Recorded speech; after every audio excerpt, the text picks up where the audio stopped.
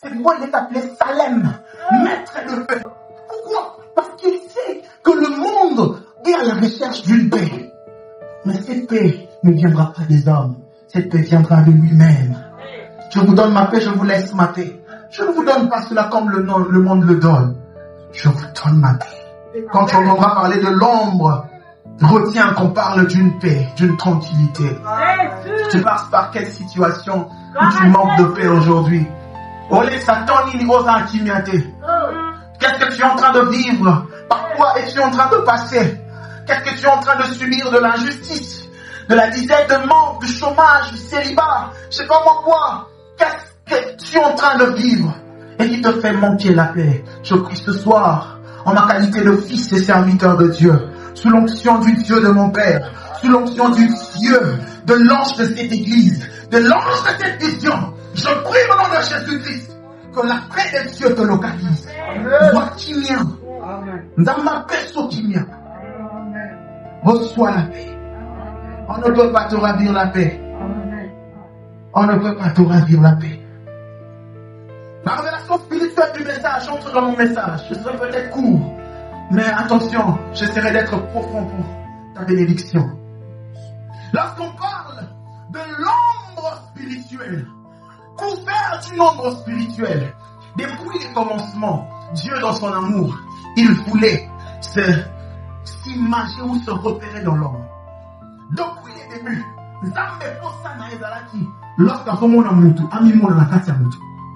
Dieu a toujours voulu que l'homme soit à son image. Dieu a toujours voulu que l'homme lui représente. Ça a toujours été le besoin de Dieu. Mais comment est-ce que l'homme pouvait ou pourrait-il parvenir à cela?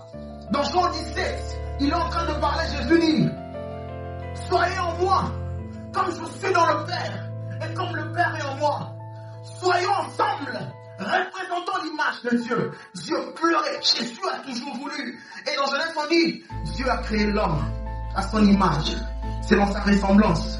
La définition spirituelle, lorsqu'on parle de l'ombre spirituelle, on fait allusion à une puissance imagée, invisible. Qu'est-ce que je dis? C'est la puissance, l'image invisible de Dieu à la disposition de l'homme spirituel. Je répète. C'est la puissance, image invisible de Dieu. Cette puissance est une image, mais une image qui est invisible de Dieu.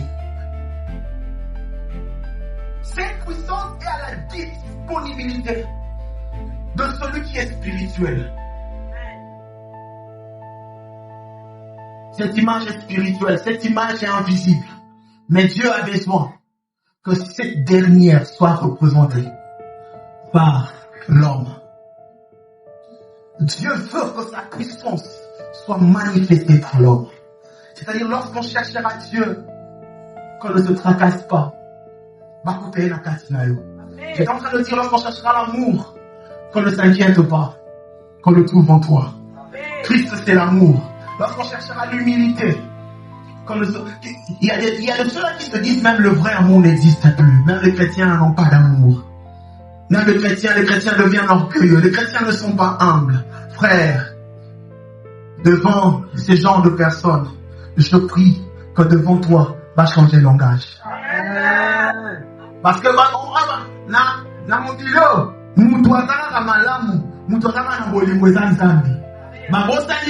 nous sommes l'image de Dieu. S'ils veulent voir Dieu, ils doivent le voir en nous. Qu'ils voient l'amour en toi. Qu'ils trouvent l'humilité, la patience en toi. Au nom de Jésus-Christ, l'ombre, c'est ce dont nous avons besoin. Dans ces textes, on nous parle. Maintenant, on a vu une histoire d'une femme qui, en aucun jour, ne s'attendait à rencontrer un ange. Je ne sais si c'était pour elle la première fois de rencontrer un ange, mais je pense qu'elle était étonnée. Tout ce qu'on rencontre, ou tout ce qu'on raconte dans cette histoire, objectif est rarement comme. Et ça pour que la prophétie s'accomplisse. La prophétie comme Michée a dit. La prophétie dont Esaïe a parlé. C'est-à-dire, le Messie sortira d'une femme vierge. Le Messie est censé naître d'une ville, parmi les plus petites de la contrée. C'est-à-dire, le Messie doit sortir de la lignée royale. Tous les éléments s'étaient rassemblés. Nyos faisala qui n'est qu'à mon corps. Pour la ligne, pour prophétie à Kokisama. Mais prophétie à Kokisama, aussi longtemps, nous le savons tous, que pour que la prophétie s'accomplisse, Christ doit naître. Amen, amen. Christ doit naître. Mais Marie dit quelque chose. Il a essayé de combattre des cités. Ah oui. La Bible déclare qu'elle fut troublée dans son esprit. Mais après, elle devient coopérative. Alors oui, d'accord, j'accepte. Qu'est-ce que je dois faire? La phrase de la Bible dit, comment cela se fera-t-il? Elle a boudé, elle a dit, non, je ne peux pas. Mais au final, elle se dit, comment cela se fera-t-il? Je sais, je pêchais toute la nuit. Je suis expert en ce domaine. Je sais ce qui se passe. Toute la nuit, j'ai fait ce que je pouvais faire pour nourrir ma famille. Mais je n'ai pas pu réussir. Toi, tu me dis de retourner. Ma question est celle de savoir comment cela se fera-t-il. Moi et mon mari sommes avancés en âge. Je ne sais même pas comment cela se fera parce que tu me dis, en cette même époque, j'aurai un enfant. Je me pose une question. Comment cela se fera-t-il? Nous, on est là, généralement, pour que tu sois sauvé, pour que ta maladie disparaisse. Tu vas être le premier arrivé à la piscine. Mais je n'ai personne pour me jeter dans l'eau. Et toi, tu me dis que je prenne mon lit et que je marche. Je me pose une question. Comment cela se fera? Eh mon Dieu, peut-être tu traverses aussi ces temps. Tu te dis, comment cela se fera-t-il? On m'a toujours dit que je serais bien. On m'a toujours dit que je serais riche. À cet âge, on parle. À cet âge, dans un pays final. Je me dis, comment cela se fera-t-il? Je me pose une question. Je n'ai pas les connaissances. Je me pose une question. Je n'ai pas d'amis élevés. Je n'ai pas de qui que ce soit. Je n'ai pas d'appui. Mais la seule question est celle de savoir comment cela se fera-t-il? Tu te poses beaucoup de questions. Même tel que tu es là. Je ne sais même pas comment y arriver. Parce que, et si elle est qui, je pose la question. Comment cela se fera-t-il? Frères et sœurs, quand tu atteins ces niveaux, c'est alors que l'opérationnalité spirituelle commence son travail. Généralement, nous le savons, pour qu'une femme tombe enceinte, il faudrait un contact entre une femme et un homme. Mais bizarrement, cela n'a pas été le cas. Marie pose cette question parce qu'elle sait qu'elle est encore vierge et qu'elle n'était pas encore mariée. Elle se dit, comment cela se fera-t-il? Aujourd'hui, restons dans le contexte de l'histoire. En ce temps, la technologie n'était pas comme celle d'aujourd'hui, où une femme peut devenir grosse, même lorsqu'elle n'est pas en contact avec un homme. Alléluia. On peut faire des mécanismes pour qu'une femme devienne grosse. Si tu ne le savais pas, je t'informe. Bien aimé dans le Seigneur, à l'époque, il n'y avait pas cette technologie. Technologie va les quitté. Pour la yote, c'est l'idée que la famille n'a pas pu réussir. Il faut que nous on noko. Il faut que nous noko ni casse. Il faut que nous noko tabac. Il faut que nous tata moitié. Il faut, oh mon Dieu, là c'est que ta famille dit. Mais ce n'est pas la méthodologie spirituelle. Jusque-là, je dis, il y a des choses qui se passent pour que la prophétie s'accomplisse. Mais on est en train de savoir comment est-ce que la prophétie s'accomplira. C'est là où maintenant les choses commencent. Je suis dans le verset 35. La Bible dit, l'ange lui répondit. Non, je remonte, 34. Marie dit à l'ange, comment cela se fera-t-il? Parce que je ne connais point d'homme. L'ange lui répondit, le Saint-Esprit viendra sur toi. Amen. Alors dit, le Saint-Esprit viendra sur toi. Elle dit, Marie, ça tu me donnes la loi de ta famille. Tu me donnes la sagesse humaine. Je ne suis pas là. Dieu te passe toutes ces choses. Tu te poses tant de questions. Non, tu dois savoir. Ça commencera par l'entremise du Saint-Esprit. Le Saint-Esprit viendra sur toi. La puissance du Très-Haut découvrira de son nom. C'est pourquoi l'enfant qui naîtra sera appelé Fils de Dieu. La première des choses, il dit qu'il faudra que le Saint-Esprit vienne sur toi. Il faut que le Saint-Esprit vienne. Le Saint-Esprit, si c'était un habit, ça allait être un manteau. Tu portes le manteau, il y aura de l'ombrage à l'intérieur.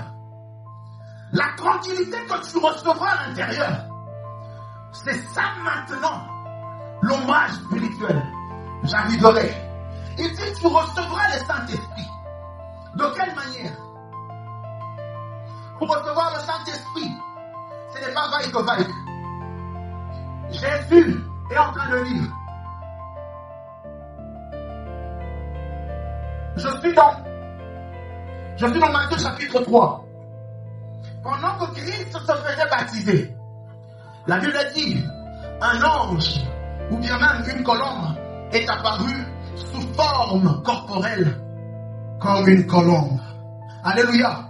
L'Esprit de Dieu est descendu. Est descendu quand? C'est lorsque Jésus se faisait baptiser. Le Saint-Esprit commence par la transformation. Il dit, le Saint-Esprit doit venir sur toi. Sur toi.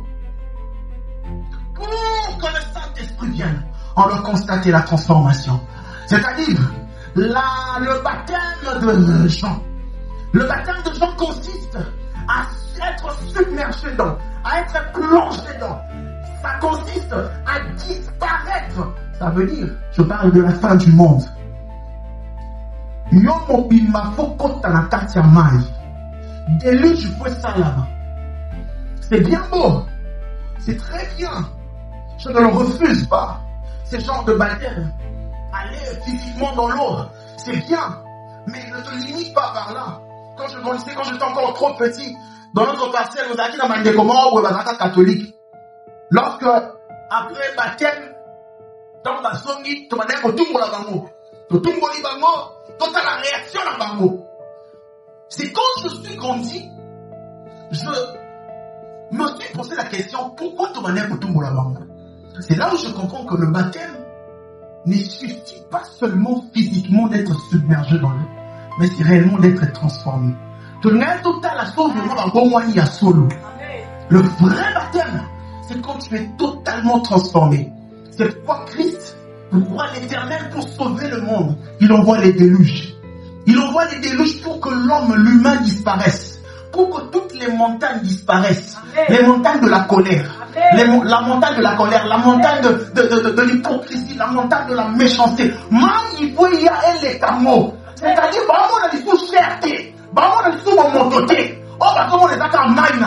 quand je parle de maille, je parle de la parole. En toi, on ne voit que la parole. Et quand il y a le baptême, tu dois 3 fois tomber dedans. C'est-à-dire, tes pensées doivent tomber dans l'eau. Tes actes doivent tomber dans l'eau. Et tes paroles doivent tomber dans l'eau. On te voit transformer dans tes actes, dans tes paroles. Et dans tout ce qu'il y a en toi.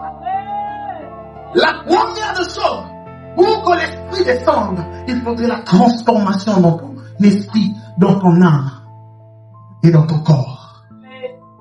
L'esprit est descendu sous forme d'une colombe. Deuxièmement, pour que l'esprit vienne, Psaume dit ceci, Psaume 91:1. Celui qui demeure, c'est lui qui demeure sous l'abri du Très-Haut et à l'ombre du Tout-Puissant. Il est à l'ombre du Tout-Puissant. Mais la condition, c'est d'abord de demeurer. Pour que tu sois sous l'ombre, tu dois demeurer. La présence de Dieu ne doit pas être passagère pour toi. La présence de Dieu doit être une habitation. La présence de Dieu doit être ton habitude. Doit être là où tu dois commencer à passer plus de temps. La présence de Dieu doit être ton ami de tout le temps. Tu te dis, je ne peux pas avancer sans la présence de Dieu. C'est celui qui demeure et c'est lui ou celle qui bénéficie de l'onction ou encore de l'ombrage de Dieu.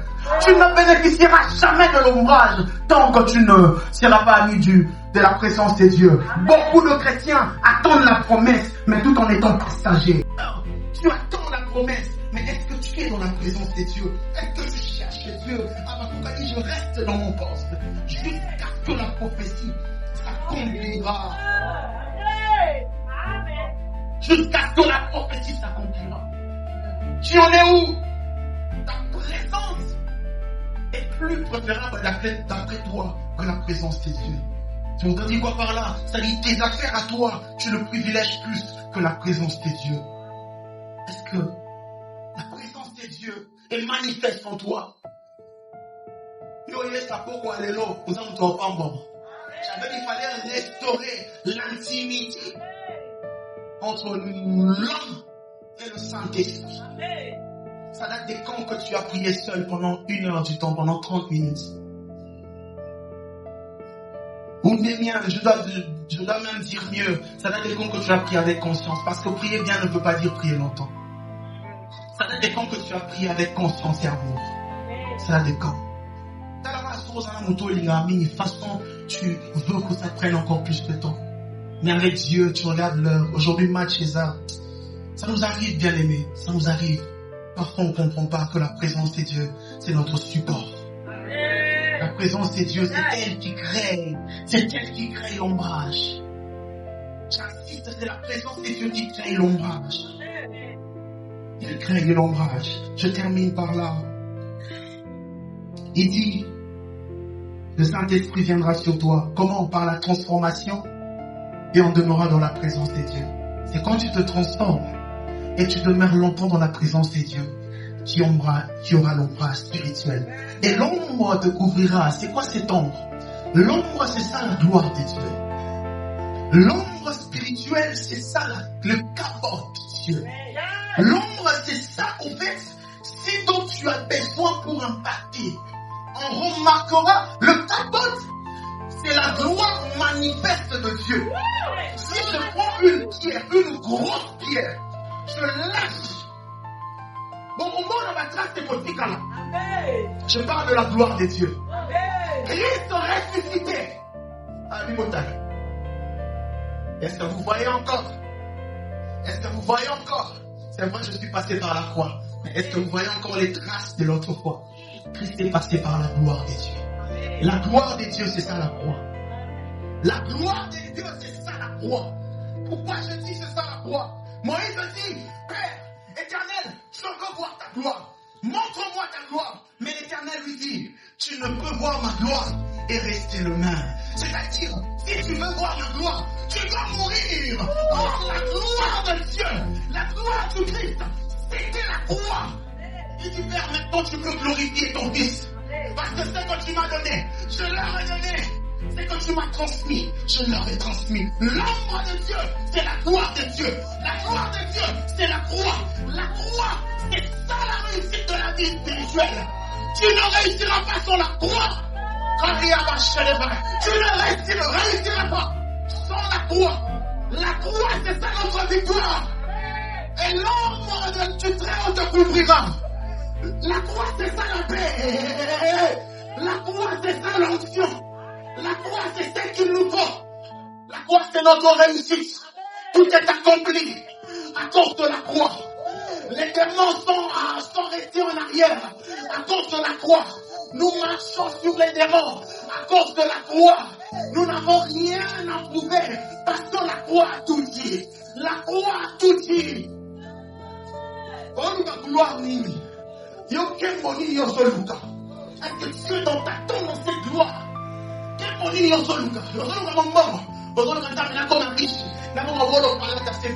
Mais ce n'est pas dans ça que Dieu t'attend d'abord. Ce n'est pas dans ça que Dieu t'attend. L'ombre spirituelle, c'est les capotes de Dieu. La gloire manifeste de Dieu. Quand ça tombe sur toi, on doit remarquer que ça va bien qu'au fin, ça va tout mourir. Mais oh, ça va en réalité, c'est lui qui vit, ce n'est plus lui. Mais c'est Christ qui vit en lui. Il est passé par la croix. Ça dit, tu es un homme glorieux. Homme glorieux. Elle est quand même pas que ton moral n'est pas mon tali, pas mon séki. Il y a un homme glorieux. Il y a l'ombre. Il y a l'ombre sur toi. Il y a l'ombre de Dieu sur toi. Tu es béni au nom de Jésus-Christ. J'étais en train de dire, tu es béni au nom de Jésus. L'ombre de Dieu te couvre. L'ombre de Dieu te couvre. C'est par là que je clôture. En principe, l'ombre ne quitte jamais tant qu'il y a la lumière consistante et présente. Aussi longtemps que cette lumière restera figée, si je place ma main, il y aura toujours l'ombre. Alléluia. Aussi longtemps que tu resteras dans la présence de Dieu, il y aura toujours l'ombre. Ça veut dire, l'ombre, c'est quelque chose qui nous accompagne à tout moment. Pendant le siècle, des temps et des temps. La Bible dit, le ciel et la terre passera. Où passeront? Tout passera. Tout passera. Les prophéties cesseront. Mais l'ombre nous accompagnera. L'ombre sera avec nous. L'ombre, c'est la parole de Dieu. L'ombre, c'est la parole de Dieu. L'ombre, c'est ce qui demeure avec toi. L'ombre, c'est ce qui te met à l'aise. C'est ce qui te met en paix. L'ombre ne passe jamais. Aussi longtemps qu'il y a Dieu devant toi. Aussi longtemps que tu garderas Dieu devant toi. L'ombre ne passera jamais. Et la parole, sa puissance, c'est de te transformer dans la constance. C'est que tu sois resté dans la présence de Dieu. C'est la parole qui est comme un garde-fou. Les autres sounayo, ok, de moïté, on va la moïté. C'est le mec qui est là. On a dit, ça a été comme un bignon qui est pour d'Israël. Ok, c'est un ignorant, on a dit, ma bébé. Mais à cause de la parole, c'est garde-fou. Tu te dis, merci,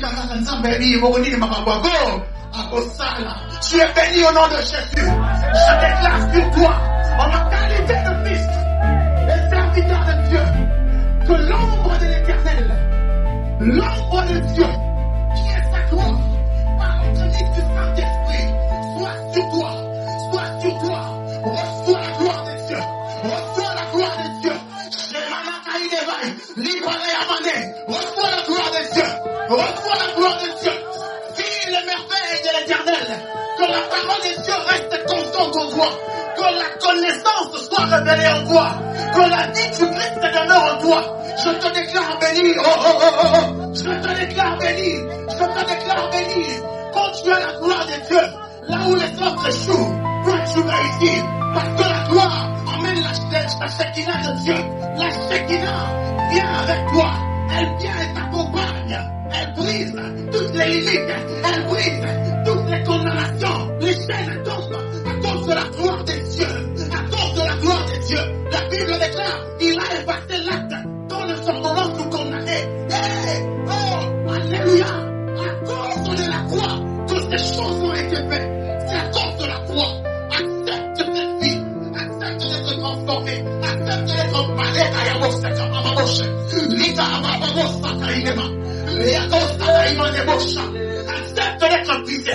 Accepte d'être brisé. Accepte de te transformer. Accepte cette vie en Christ. C'est pas la molingo. C'est ma molingo. C'est la molingo la place. C'est humilité. Accepte cette vie. Dieu est avec toi. Il va t'honorer.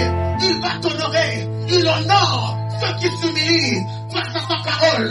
Il honore ceux qui s'humilient face à la connaissance de Dieu.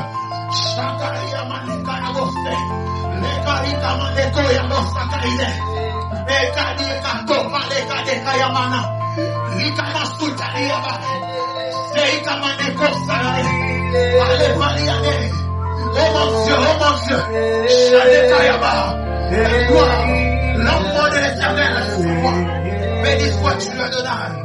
Béni sois-tu, commence à lui demander sa gloire, la transformation, la vie. Bénis le Seigneur.